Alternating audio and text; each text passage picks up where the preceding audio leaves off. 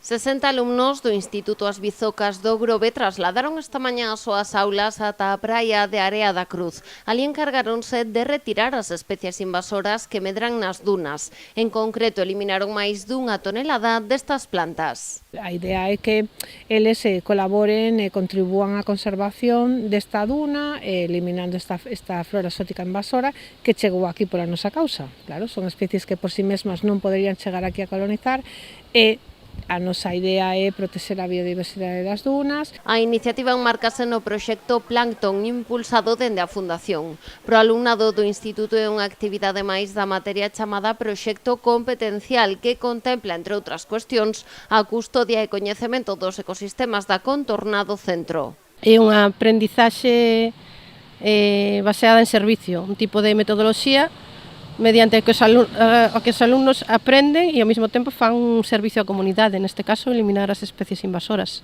deste ecosistema que é moi valioso porque aquí a niña a pillara das dunas, que é unha especie en perigo de extinción. O traballo do alumnado das Bizocas permitiu tamén a retirada de 21 kilos de residuos que se acumulaban no areal. É unha actividade que lles gusta moito e lles motiva moito.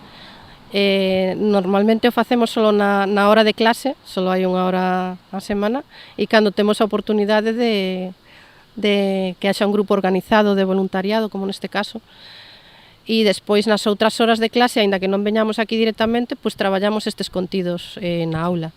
Xa hai 4 anos que o proxecto Plancton está en marcha. De feito, tras a xornada de hoxe en Area da Cruz, son xa máis de 12 toneladas de flora exótica invasora retiradas en diferentes espazos. Un proxecto de participación pública para, digamos, solucionar problemas que temos no noso entorno, sobre todo relacionado co mar.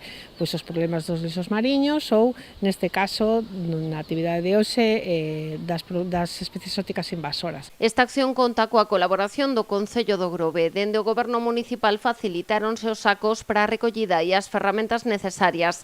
Ademais, será o encargado de xestionar estas plantas exóticas que foron retiradas.